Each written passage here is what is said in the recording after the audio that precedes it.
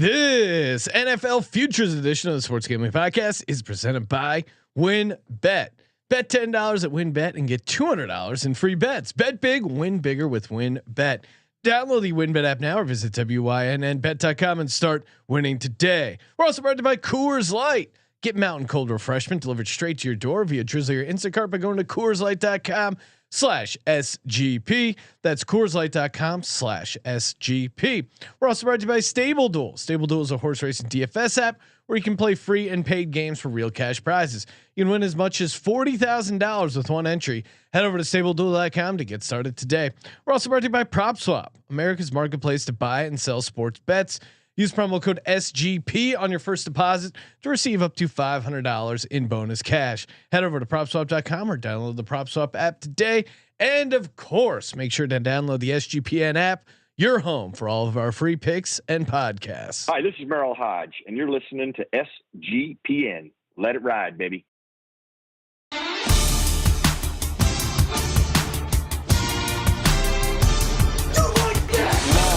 Cox.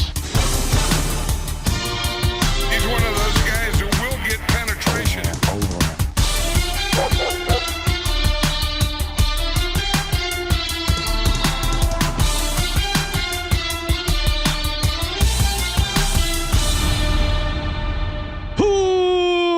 Welcome everyone to the Sports Gambling Podcast. I'm Sean, stacking that money green with my partner in picks, Brian. Real Money Kramer. What's happening, Kramer? Dog. Sup, homie?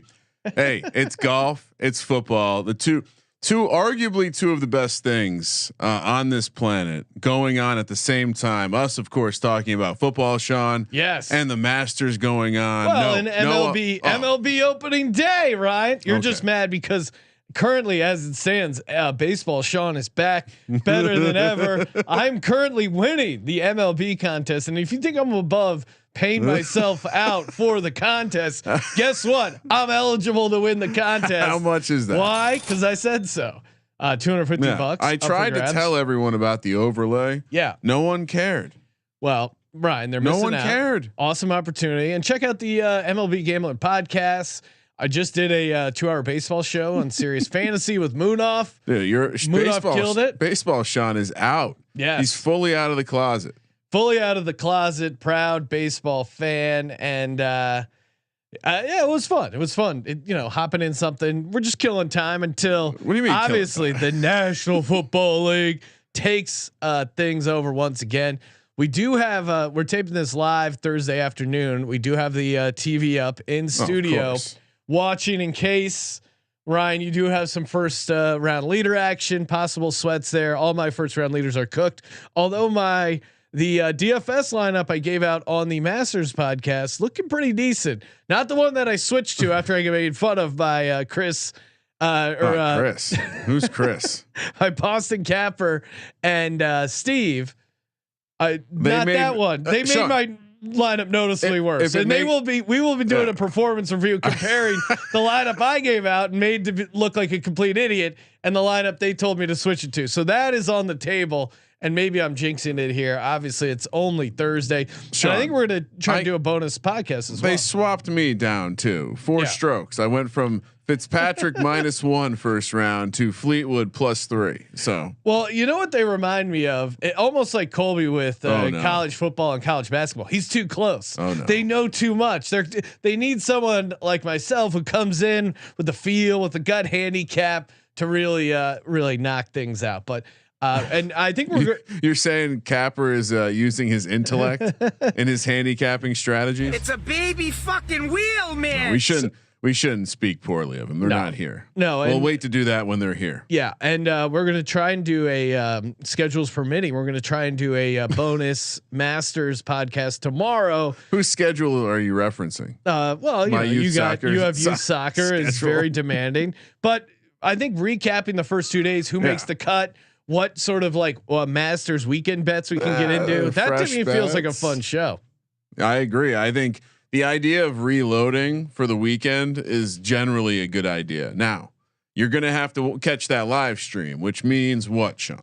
You got to smash the bell, find our YouTube channel /sports gambling podcast. And yes, because the shelf life on that thing is going to be pretty short. We'll get it out as early as we can, but if you're on the East Coast, maybe you'll have some time. But really, highly recommend getting over to the YouTube channel. YouTubes. Oh man, win bets. And win. The golf special for the win is alive and well. Every $100 you bet on golf between Thursday and Sunday, you'll be entered to win a golf experience at the only golf course on the Las Vegas Strip, the Wynn Golf Club. We overlook the golf club every time we're out there, Ryan. We got to talk to management. Get out there for a round. Normally, I'm very anti golfing in Vegas, but when you see that Wynn course, it is just a beautiful thing. And again, also they have a Majors golf insurance. If you got in on that, that's pretty sweet. You bet $50 on the Masters winner. If they go top 3, aka you have a bad beat, you can get up to $25 back on that. So much to choose from. They have a bunch of the NFL draft props up over at the Win Bet as well. Bet big, win bigger, and bet $10, get $200 in free bets. Can't beat it.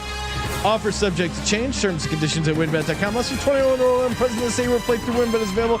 You or someone you know has a gambling problem, call 1-800-522-4700. Ryan, since it is the off season and there's no off season on the Sports Gambling Podcast, as I reminded Colby, there's no off season for the content game. We're going to save Colby for another episode.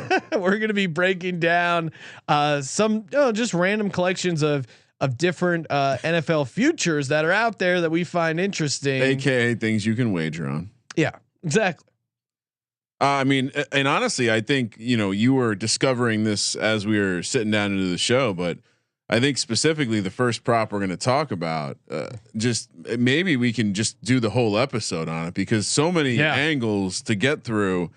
Talking coach of the year, and let's get through a lot of these because I mean I feel like I thought we would just start from the bottom like we've been doing and work our way up. It will probably less to talk about from the bottom because you would think coach of the year odds should be inverted from first coach to be fired, right? We can loosely imply that. So, do you really think Arthur Smith is the first coach to be fired?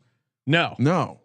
Do you think there's a probability? Like, is there a story where the Falcons make the playoffs in a depleted division, and Tom Brady gets banged up, misses he gets a couple some games, love in the media, or they sneak in the wild card? To me, it seems like starting with Arthur Smith at 50-1, he's the only coach at 50-1. He's the longest odds out there. We have odds for every single coach, Sean. Yeah, that's awesome. And why is Arthur Smith the last guy? I don't know. This is crazy because did I think Arthur Smith did a good job coaching that Falcons team? No. Were they very depleted in talent? Yes.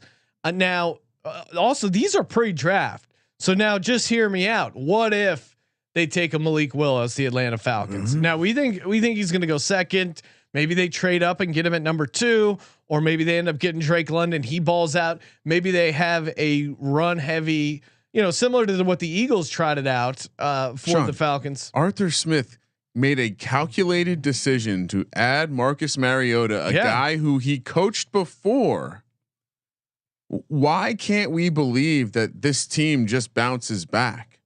He had a nice track record of running very efficient offenses out there in Tennessee. Yeah, they have an opportunity to add more talent, maybe another pass catching weapon. Yeah, and they had the Calvin Ridley thing. They have Julio the best Jones football player that no one knows, Cordell Patterson, on their roster. Cordell, I meant to do this dog. He's not a small dog. I'm not saying like this is one of those where not only do I think this price is going to get better, but he can actually. He's a long shot, but it's a second year coach. Isn't that one of the things in the formula? Like a little recency bias. Well, I would say the formula for a coach of the year is usually first year head coach. Does it have to be first year? A lot of times it is. Yeah. So. Again, do I think he's going to win? He's 50-1, but do I think his odds will be better than 50-1 before the season starts? Yes. Yeah. So if we're playing buy sell, I would definitely buy it. And Mike Vrabel actually, I was trying to remember who took it down last year. Vrabel took it down. Yeah, we gave that out towards the end of the season. Yeah. We said don't bet the Titans. Bet Vrabel 4-1. Yeah, coach of the year. And I mean, the angle on Tannehill MVP was solid at 100-1. Obviously, that didn't come through, but yeah, I mean, anyway, so lot to say about Arthur Smith. Formula is, I think. Look to rookie head coaches. They usually have an edge. Sometimes you're right. Sometimes it is the second year guy, but a lot of times it ends up being the rookie. I just think because it's all about, to your point, it's all about exceeding expectations. The expectations for the Falcons are comically low. So I'm with you at 50-1. I wouldn't mind a little taste of that. So not only that, but I think how many coaches can tell you they have their guy. Like, what if Arthur Smith has his guy, and we all assume like, oh, it's just Marcus Mariota, but we haven't really seen Marcus Mariota in a healthy environment in a while. So who knows? Lovie Smith at 40-1. No. The Texans' toxic environment. I think he would have to do something magical. They don't have the pieces. Carroll. Take Davis Mills MVP. Yeah, that's a better bet. Pete Carroll. They don't have a quarterback, and I think they did a bad job coaching. Again, they don't have a quarterback. I don't think he did a great job coaching the team. I just don't. I'm out on the Seahawks and Pete Carroll right now. Yeah, and you're right. We probably should have put the team's win total next to this because I bet you it's pretty correlated there. Matt Rule 40-1. To me, Matt Rule is the first coach to be fired. Like if you're asking me who's the favorite there, I assume it's Matt Rule. Yeah, although here's the thing. I think the Panthers are still going to give Matt Rule. I don't think has done a good job coaching. I was hiring Matt Rule coming in. He's done nothing. No, he's done nothing. He's Justin Fuente. That's what he is. He starts off well and then he shits the bed, which is a sign of. Well, no, he coached well in college. I wouldn't say he shat the bed in college. No. I'm saying like his seasons are like Justin Fuentes. Like, and it's a sign of a bad coach when you start well. Every coach can prepare in an off season. The Panthers are still committed to getting him a quarterback. So I think they're He's gonna fired if first. they end up drafting Kenny Pickett. I think they're gonna give him the full year to see what he can do. That being said, I'm not high on him at all at 40-1. I'm writing in my box first coach fired for Matt Rule. That's I mean, I'm not against it, but I do think they will. I think they're going to give him a shot with his quarterback, or at least a quarterback. I mean, you look at the quarterbacks he's had. I'm not trying to make an excuse for, but they've been horrific. No, all right, that's fair. But PJ Walker, Sam Darnold, Cam Newton with his fucking arm hanging on by a thread. I mean, yeah, he should have taken the Giants job. Dan Campbell, Dan Campbell, 33-1. No interest in that. Nah, it's fun though. It's fun to have a little action. Dennis Allen, 33-1. Jameis. I mean, again, don't you just take Jameis MVP? Yeah, I think he's a rookie coach though. Yeah, he does. He's super low for a rookie coach. Now let me double check. While you're doing that, the other guy at 33-1 is Mike McCarthy, which he is arguably my second favorite coach to be fired first. Oh yeah. No, well, so here's the problem with the Saints. Generally, the profile you want to hit is a guy that can win you 4 to 5 more games than they did the previous season. So that's why it's tough sometimes with a second year coach or a coach that's been around for a while, and it does sometimes happen. But that's kind of the sweet spot for the rookie head coach is to come in. Hey, you won 6 games last year. You win 11. The problem with the Saints team was, even though we knew they weren't going to do much, they still were a decent overall team. They had a good defense. They were 9-8. So you're going to look like he could have a great year. Dennis Allen. I think if you're Dennis Allen, he's not winning. Getting to 10-7 feels like an awesome year, but then voters look back and be like, "Oh, they were 9-8 last year." It's just not going to generate enough juice. These are very narrative-driven awards, and I think Dennis Allen would have trouble getting there. Agreed. All right, is it Eberflus? I say Eberflus. Eberflus. But again, Eberflus. He's a Cowboy vet. Coached a number of years in the Cowboys. Sean, just heads up on that one. He's 33-1, or I'm sorry, he's 28-1 with Robert Saleh. Either one of those guys. I mean, again, first year head coach. Do we like the situation he's in? I mean, I think you like Justin Fields. So he's a rookie. Yeah. They didn't win a lot of games last year. No, I think Matt Eberflus is. I'm just trying to do the math. If at 28-1, he's an interesting enough long shot. I'm gonna say yeah.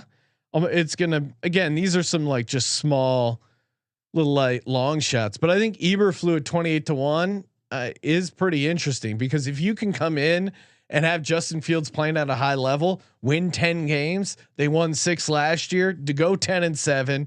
That division to me is still pretty wide open, especially with a Devontae Adams-less Green Bay Packers. I could see the Bears winning 10 games in a few scenarios. And if you come in as a rookie head coach, the Chicago media is going to make a hell of a case for you. And I saw some special flashes out of Justin Fields last year. So put those all together. Eberflus 28-1. Why I don't are you mind such it. a Fields homer? It's weird. No, I'm not. Flashes. I think he could make a jump. I don't like either one of these guys. With Saleh, I just can't do it with the Jets. It's the Jets. Honestly, I think Zach Wilson's the quarterback that could surprise everyone this year. No, I mean, he can certainly make a jump too. Plenty of videos making the rounds of him, essentially his teammates fucking up. And so, could Wilson take a huge step? I think so. If they get some talent around him, they got some picks. All right. Next up, 25-1 guys: John Harbaugh, Ron Rivera, Andy Reid, Bill Belichick, Cliff Kingsbury, Sean McDermott. Kind of in the old regular plus Cliff Kingsbury. I mean, it's pretty rare. I mean, Belichick gets no fucking respect. No, yeah, and again, you could have these debates, whatever. Harbaugh, I'm bringing it up. Damn it, let me.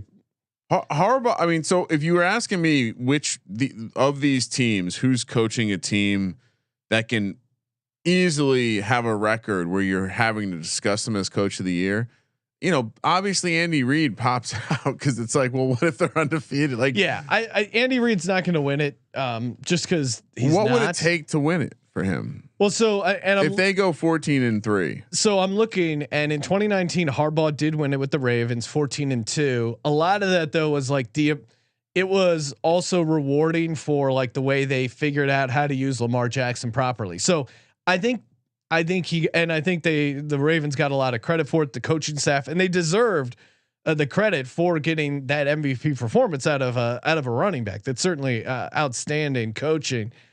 However, with Andy Reid, you have Patrick Mahomes, so inherently that's always going to take away from your coach of the year. I get it; they lost Tyreek Hill. You would have to go 17-0. I mean, 15-2. You're talking about it, but I think in that division, we're all talking about. No, yeah, you're right. It would just have to be something crazy. I think I'm comparing him to his peers here. Yeah, I don't think Cliff Kingsbury has a shot in hell. I think Sean McDermott. It's a tougher battle there. Same probably narrative as Andy Reid. Bill Belichick, don't think he will have the team. Ron Rivera, of course not. You have Carson Wentz. If he wins with Carson Wentz, maybe. Who knows? Yeah. But again, take Carson Wentz, comeback player of the year. Although they don't give it to people to come back from just sucking, but come back from being traded again. Yeah. All these 25-1. Andy Reid would I'd maybe consider, but to your point, like there's the fact that he's been good for so like him and Belichick are in the same boat of like it will be someone else. Again, it's all about beating expectations, and the expectation bar is so high for Andy Reid, for Bill Belichick. Kramer, we're talking live first round leaders. We got MLB opening day, so much going on. Graduation, you got the daughter's soccer practice. I feel like I'm always on. I know you do as well. That's why when I'm looking to take a second, you know what I do? I grab an ice cold Coors Light. I'll be honest, it's a dream to have an opportunity to talk about Coors Light because I've been drinking it for years. I was just I golfed 9 holes today. Of course, I cracked open an ice cold Coors Light on the course. I mean, it goes well with everything: watching sports, golfing, camping, the beach. Anytime you need a moment to chill, you gotta grab yourself a Coors Light Mountain Cold refreshment. And again, does your beer that you're drinking right now have mountains? If they do, you're probably drinking a Coors Light, and you know they're cold because they're blue. I remember I was actually on the Vegas Strip once, and a guy randomly bought a beer from a convenience store and then brought it back and returned it, explaining the mountains aren't blue. This beer is not cold. That's what's the best part about Coors Light. The mountains are cold. You know it's ready. You can get Coors Light delivered straight to your door by Drizzly or Instacart.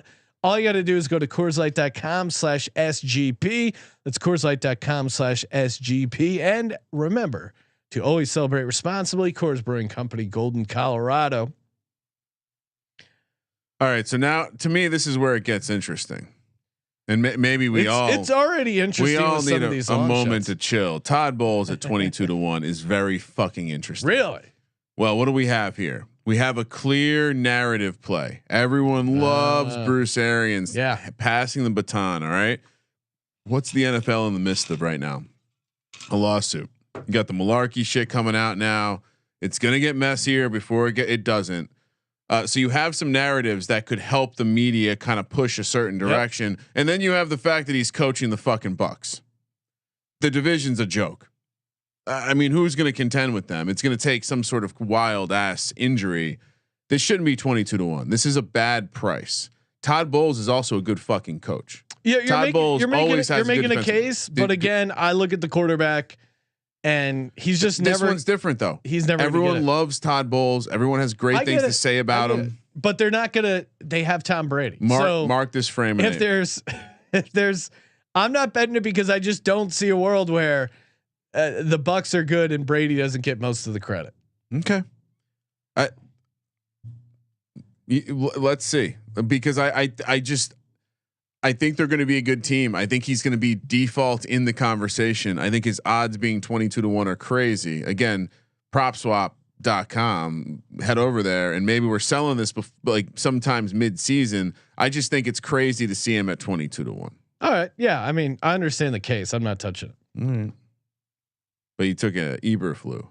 Yeah, Eberflus. Yeah, because he's coming into a new Sean scenario. Plays the Eberflute. Someone said Pearl Jam had a song called Eberflus. Da na na na na na. I mean, yeah, the Eberflus is different because they can say, look how much better Justin Fields got with Eberflus coaching. No one's gonna go defensive coach. But right, Ryan, you know how this fucking shit works. Defensive coach. No one's gonna go, wow, Tom Brady had a great year. Must be all that work Todd Bowles is doing. Tom Brady didn't. Tom Brady's also a defensive guy. Brady didn't win a Super Bowl last year, so Todd Bowles could really help him. They won so many games last year. There's no. This is the icing on Tom Brady's career. Getting Todd Bowles the Coach of the Year trophy.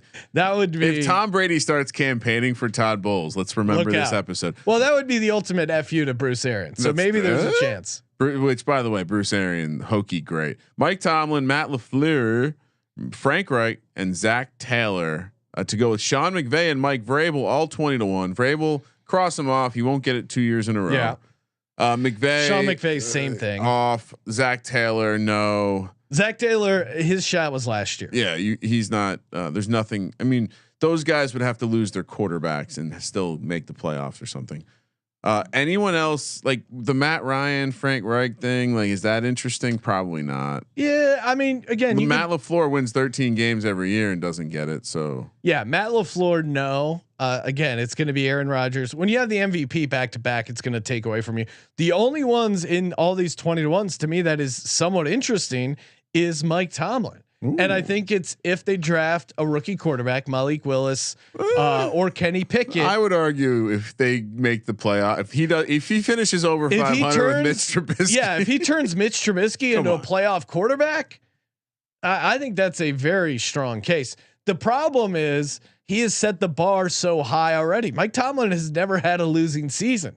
So Mike Tomlin, what did the show go out? No, we're good. Okay. So Mike Tomlin is being hurt by Mike Tomlin. He's never had a losing season. No, that's true. So, but if they have if they win the division with Mitch Trubisky, no, I get it. Or a rookie. Either way, I'm having a hard time either way, he's gonna generate some heat. I don't know if it. I'm gonna. Mike Tomlin's like flat out a great coach. So there's no hard. I mean, again, if you're just ranking this, is he really the 16th best coach? No, because the narrative is there. I am worried just because how consistent he's been overall. So I'll take him as well. I'll take Tomlin at 20. We're a big Tomlin show. He's just. I mean, if I had to the pick consistency. if you said we need to bring in one coach to help get Colby straightened out, and I'm looking at this list of NFL coaches, it's Mike Tomlin. Yeah. Do you disagree? No. Yeah. Tomlin gets results. All right. Oh, what do you got? Something? Oh no, I was just gonna say perfect. I mean, all these futures. Perfect reminder to go to PropSwap.com. Oh yeah. I'm rocking my PropSwap shirt here. Very Other sharp. side, the logo. Very sharp merch they got with PropSwap.com. You can buy and sell real sports bets. PropSwap.com promo code SGP. Get that instant deposit match up to $500. PropSwap.com. A promo code SGP. Perfect way to if you got any futures on the Masters or want to grab some, in the later rounds, highly recommend doing it over at PropSwap.com. And of course, use that promo code SGP. All right, Sean, we got 18-1, and there are some very interesting ones in this bracket. Brian Dable, first year head coach. Doug Peterson, first year head coach. Nick Sirianni, second year head coach. Kyle Shanahan, Stefanski, second year head coach. All 18-1. So Ryan, I'm not going to take Brian Dable because he's a fucking giant. And oh my god, the New York. If he does well with Daniel Jones in the New York, just write it down right now. Put my name next to it because I honestly, here's the thing: if the it's Giants, not a hard path for him to win because it's an easy division to win too, relative.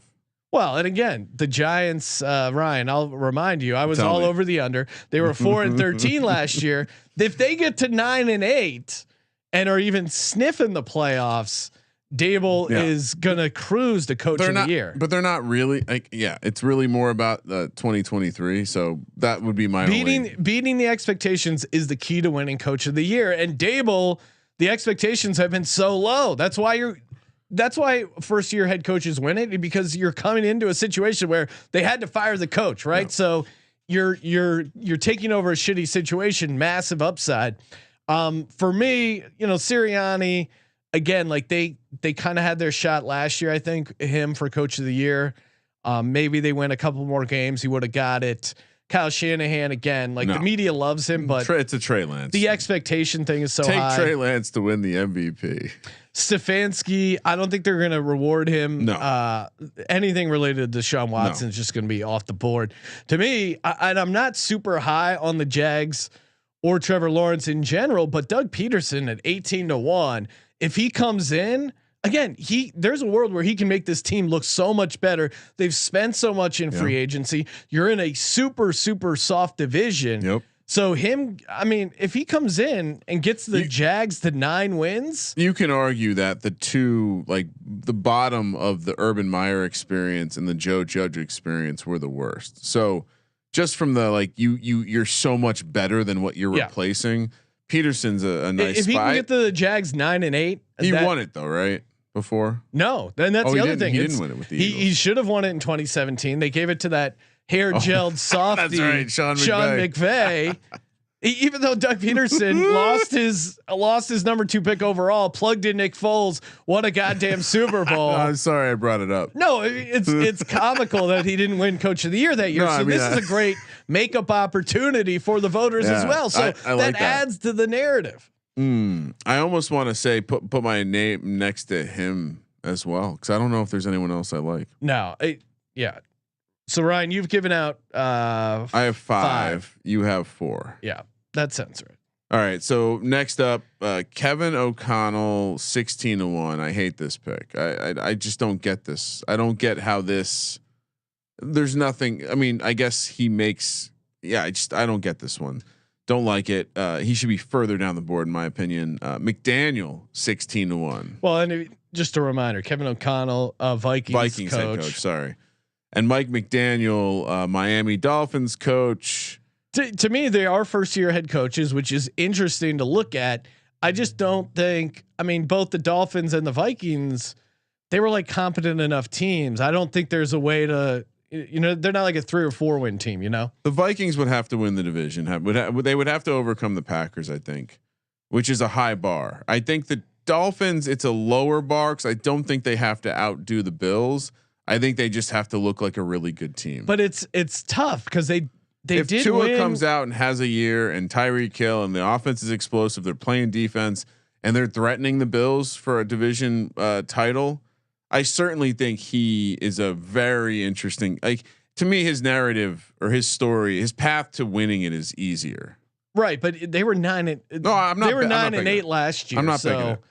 Yeah. I just don't think the room for wins. NFL would, I mean, how evil is Goodell? Because I mean, he can't give this guy the award with what's going on with Flores, can he? Like, is there something there? That would be a real fuck you. Yeah. You fire him and all right. Hackett, Denver Broncos. This is okay. 14-1. Brandon Staley 14-1. Well, again, Hackett and Staley, I think their problem is the division's really hard. Yeah. Just how are they going to get to a place where they're exceeding expectations? Russell Wilson. I mean, both the Chargers have high expectations every year because they have such a good roster. I think you're better off playing Herbert MVP, Russell Wilson MVP, because Hackett and Staley, they're coming in, or Hackett's coming in, but Russell Wilson's going to get the credit. That's what the narrative is. That's a good question, though. Do you take Herbert MVP 10-1 or 12-1, or you take Staley Coach of the Year 14-1? Herbert. And I think people really hate Brandon Staley with the 4th down calls. Like they're really nerdy, the analytics stuff. No, whatever he's doing and how bad it looked, I think that's staying in people's minds. I mean, Hackett's doable. That Raiders game to end the season, I think people are going to still remember that. You know what? Strike Peterson for me. Okay. Give me Hackett. He can be my last one. I mean, I understand the case. Just people love the Broncos. If they win that division. All right. And then we should have thrown him out too. McDaniel's 12-1, which I don't understand at all. I don't understand at all why he's the chalk. Yeah. I mean, again, the Raiders got to the playoffs last year. So what are you doing in the regular season that's going to look so much better? Are you going to get the 14 wins? You know what? I mean, strike Hackett. I'm going back on Peterson. No, because I don't want to fuck around with that division. Yeah, the division. The 3 favorites to win this award are all in the same fucking division. Right, and that's crazy. The Raiders were 10-7 last year. I mean, if McDaniels comes in and goes 10-7, I think that's a pretty decent. We need someone to do a deep dive on the effect of this AFC West circle jerk that's going on with the odds. Like, it's not possible for all of these. Like, it must be giving us value somewhere, because there's no way you can have 3 coaches from the same division being. I would love a bet where I could take the field versus the AFC West coaches. We'll see if we can get WinBet. What's that price? To offer minus 400. Yeah, lock it up. Mega whale. All right, Ryan. What other NFL futures you want to go? Comeback player of the year. Yeah, we can go a little quicker through this one. Okay. Comeback player of the year. Before we get to that, shout out IP Vanish. Oh, we just got a nice little streaming service set up over on God's Eye. You want your IP to disappear? Take it out to the desert, bury it, so no one knows about it. IP Vanish makes that happen. They are the VPN we use, the VPN we trust. They encrypt your data, make it super secure from prying eyes. You know the type. Best part is, doesn't slow you down at all. Super secure as well. Unlimited devices. So again, get the kids' phones on it, your phone, the whole thing. Make things nice and tight there. All you got to do is go to ipvanish.com/SGP. You can get 70% off their yearly plan. That is crazy. And again, if you don't like it, they do have a 30-day money back guarantee. But essentially, with 70% off the yearly plan, you're basically getting 9 months free. ipvanish.com/SGP. All right. Comeback player of the year. I'm going to rattle off a whole shitload of names. You stop me if you think any of these guys have a chance. Gus Edwards, James White, Ryan Fitzpatrick, Marcus Peters, Chris Carsons, Raheem Mostert, Will Fuller, Danielle Hunter, Chris Godwin, DeAndre Hopkins, Drew Lock, Khalil Mack, Robert Woods, Travis Etienne, Chase Young. I'll stop there. Chase Young could have a massive sack year, and he'll be immediately be in the race, right? Is it hard? I'm He's a bringing big it enough up star. because it's pretty much a quarterback. Is it always award. quarterback? So we got Joe Burrow last year, and then going backwards, Alex Smith. That was like a courtesy vote. That was like just basically you walked again. We're gonna give you this award. Ryan Tannehill, Andrew Luck, who's coming back from a backpacking trip. Keenan Allen, Jordy Nelson, Eric Berry, Rob Gronkowski. So there was a little bit of run variance of a wide receiver, safety, tight end, and then Phillip Rivers, Peyton Manning, Matthew Stafford, Michael Vick. I'm surprised they gave that to Vick. Tom he served Brady. Jail time. I think it's okay to. He's actually served. All right, so then I'll say Chad Pennington. If we're through the list I just gave, Chad Pennington. I did not realize this. One comeback player of the year twice, 2006 and 2008. It's like winning most improved player twice. All right, so I just went through. I stopped where Chase Young. So Khalil Mack and Chase Young. Those are like defensive player of the year caliber guys. Like, could they elevate to win it? Last time a defensive player won it Eric was Berry? 2000. Joe Johnson. No, you said Eric Berry. You're right. Sorry. Yes, Eric Berry 2015. Joe Johnson 2000. Neither was a pass rusher though. It's true. Oh no, Joe Johnson was defensive end. Okay. There's you're probably right. So we'll keep moving on. Juju, Cam Akers, J.K. Dobbins, Marcus Mariota, 14-1. Reuniting with a coach and an offense he knows. Any interest in that? I mean, again, they love the injury stories with these more than the you just lost your job stories. Yeah, like it just feels like it's always injury, not sucking. All right, so then Mitch Trubisky, also a backup story. I don't like that. He honestly, the fact that he has better odds than Marcus Mariota is probably incorrect to me. Well, and wouldn't you rather take Tomlin Coach of the Year than Mitch Trubisky comeback player of the year? Any Trubisky. How does Mitch Trubisky win comeback player of the year without Tomlin winning Coach of the Year? To the point of like he's just been around a while, so no one voted for him. All right, I guess Christian McCaffrey 12-1. Let's talk about Christian McCaffrey because as much as I don't think they would give it to a running back, his volume, and again, I'm not fucking drafting him this year, but McCaffrey at 12-1. No, we talked about this with Bark. No? Because I think you can't put Barkley. Barkley's been a flat out bust. Because McCaffrey's been a player at a high level for a long time. What? I mean, you can't compare Christian McCaffrey to. When's the last time he played a full season? Let's see. I mean, he played. You're right. He only played 3 games in 2020, but his first he played 2019. Played a lot. I mean, he's played 2 full seasons. 2. Yes. So, and he hasn't played a full season in 2 seasons. He's played 10 total games. Well, and that was Barkley's problem though. He played a full season last year and we kind of saw what's left of him. You feel free to grab Christian McCaffrey. I'm not taking him in this draft or in this future market. Michael Thomas, and he's 12-1, by the way, if you're interested. Daniel. I mean, he's got. I mean, Christian McCaffrey is like 6,600 yards. What are you career? Saquon Barkley 4,300. No, I was going to compare it to when we were talking about Barkley for a comeback player of the year. Christian McCaffrey to me is kind of interesting. The reason we liked it with Barkley, or the reason you can believe the narrative, is being in New York, being a quote unquote superstar. Christian McCaffrey doesn't have that same superstar bang. He's a fantasy superstar. Michael Thomas sitting at 10-1. I don't get that at all. Yeah, he's not winning shit. He's a malcontent too. Yeah, he's not. All right, so then we get to the action. Like, to me, this is the clear favorites. Daniel Jones 8-1. It's a Brian Dable bet. So at that point, are you taking Brian Dable 18-1? Well, you taking Daniel Jones, taking Brian Dable Coach of the Year, because when they put Tyrod in and make a little bit of a run, that can make sense. We just talked about how Alex Smith got the courtesy he's walking again. Daniel Jones will be on a football field once again, even after that threatening neck injury.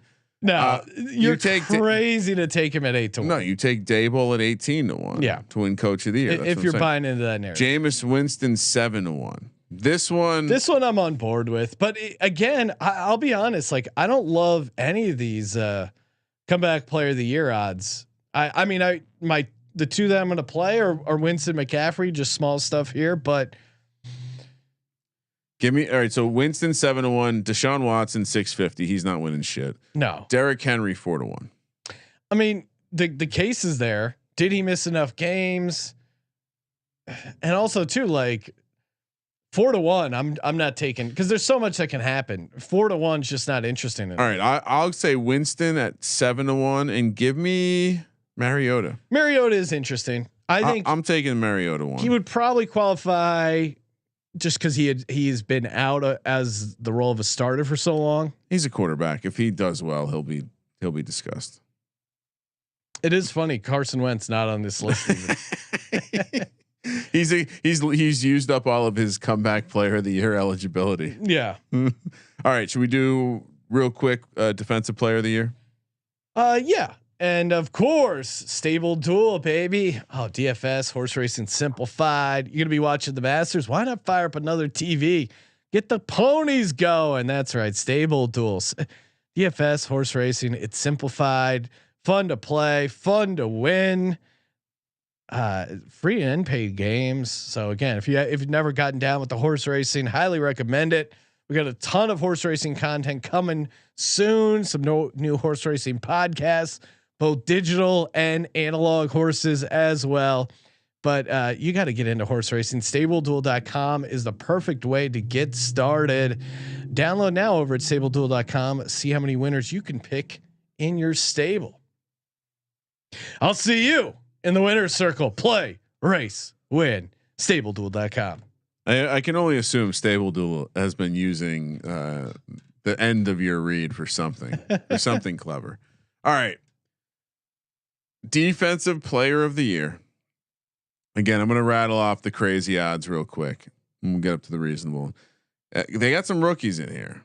Really? Kayvon Thibodeau, 150. Well, I guess because Micah Parsons was so almost one of them. Jadeveon Clowney, Tre'Davious White, Buda Baker, Darius Slay, Denzel Ward, DeForest Buckner, Cam Jordan, DeMarcus Lawrence, Harold Landry, Marcus Davenport, Marcus Peters, Marlon Humphrey, AJ Terrell, Jeffrey Simmons, Jamal Adams, Minka Fitzpatrick. Pause.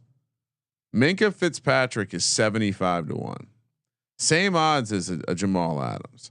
Could a defensive back like him score enough to potentially be in the mix here? You're pulling up the history of the award, I'm assuming, and I'm assuming what we're going to find out is it's a shit ton of people who get to the quarterback or guys who get a shit ton of tackles. Yeah, I'm just. I was also taking a look. Is this that weird thing where they have two different winners? No. Okay. So yeah, TJ Watt, Aaron Donald, Stephon Gilmore. I think quarterback. So it's possible. Aaron Donald back-to-back years, Khalil Mack, JJ Watt back-to-back years, Luke Kuechly, JJ Watt, linebacker, Terrell Suggs, Troy Polamalu in there, safety, Charles Woodson, James Harrison, Bob Sanders. So you're scoring touchdowns or you're getting to the quarterback. Yeah, more or less. So Minka Fitzpatrick is 75-1. Is that crazy? No. That's not crazy at all. All right, so it's going to keep going down the odds board. That the aforementioned Stephon Gilmore, Patrick Surtain the second, Aiden Hutchinson rookie 66-1, Jesse Bates the third, Kevin Byard, Zadarius Smith, Cam Hayward, JJ Watt, Josh Allen on the Jags, Tyrann Mathieu, Xavier Howard, JC Jackson, Randy Gregory, Bobby Wagner. Pause. Is there enough storyline there? Switching teams. He's got too many stars on his own team, right? Yeah. And not to be a hater, but I kind of think he's hit the wall there. Oh, wow. But you're kind of like blowing through those, Ryan. But well, you're supposed to stop me when you get interested. No, I got a lot going on here. A lot of windows. Patrick Surtain the second.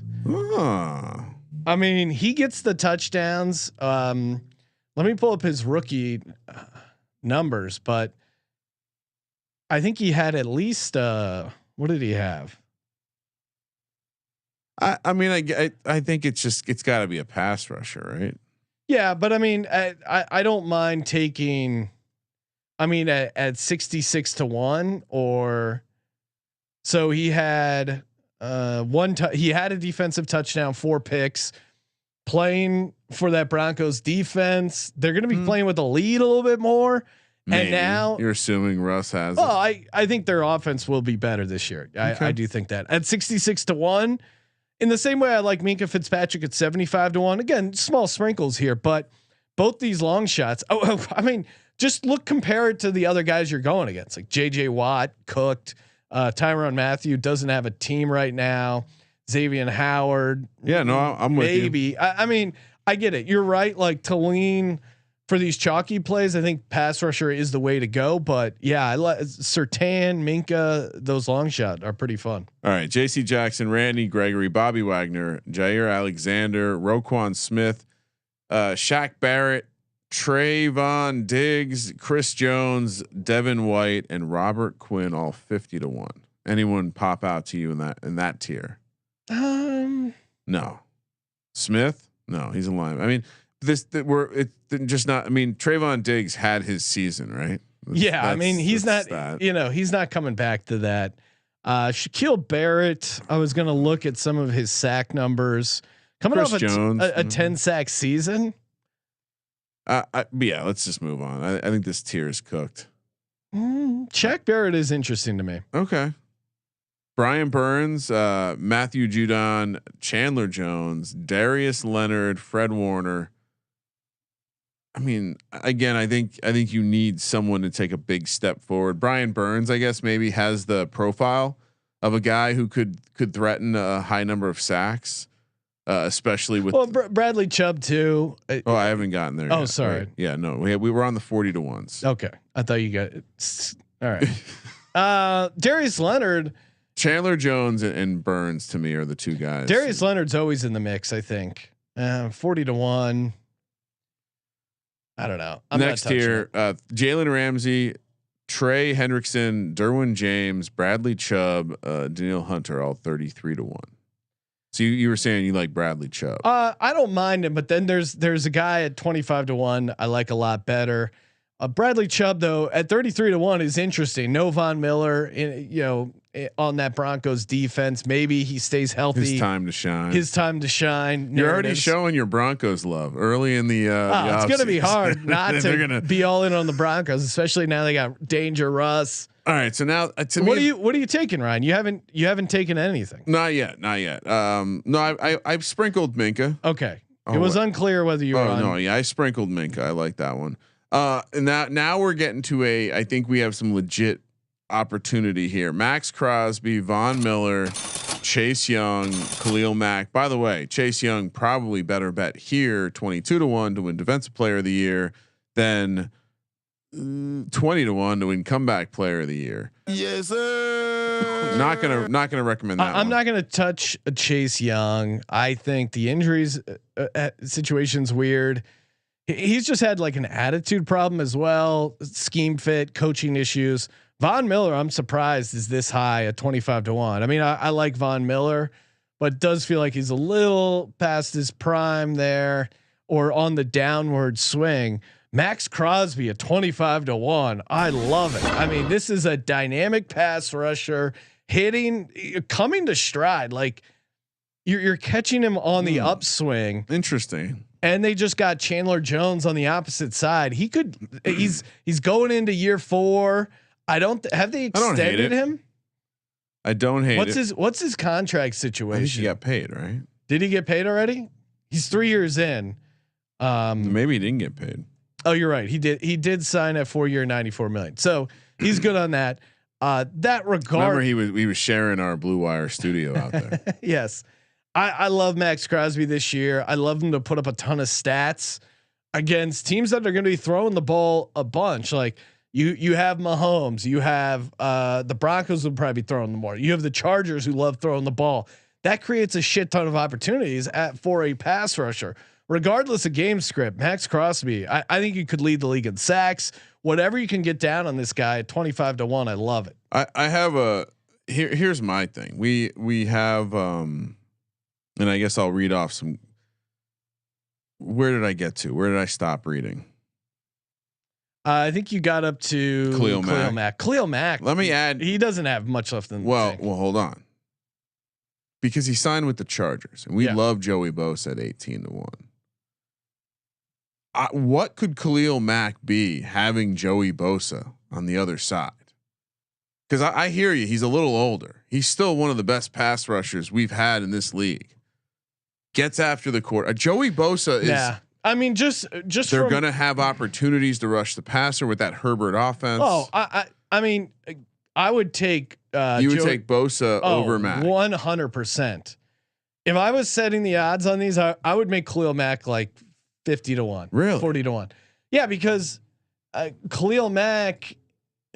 Just look at the Bears fans' reaction to Khalil Mack being traded. No one was upset. He's a guy who's struggling to stay healthy. Doesn't really have a lot of left in the tank. He played 16 games in 2019, 2020. He played 7 last year. Yeah, and even 7 of those, he was like struggling, right? Like he was playing through stuff to get out there. He did have 6 sacks in 7 games. I just think he got after the quarterback every single year. Production slowed as he's gotten a little bit older. He's not as old, I think, as I initially would have. Just glancing into the situation. I mean, what's his 8th year?